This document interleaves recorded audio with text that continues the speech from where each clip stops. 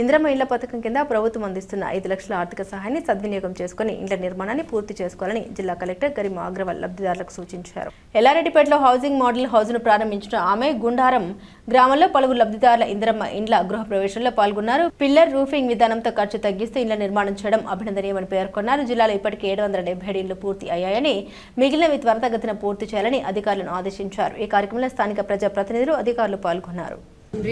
CM గారి ద్వారా 6th March నుంచి 12th జూన్ వరకు ప్రజాపాలన ప్రగతి ప్రణాళిక కార్యక్రమం కిందికి 10 శాఖలు ఉన్న అధికారులకి ఈ 100 డేస్ యాక్షన్ ప్లాన్లో ఏమేం చేయాలి అది డైరెక్షన్స్ ఇవ్వడం జరిగింది.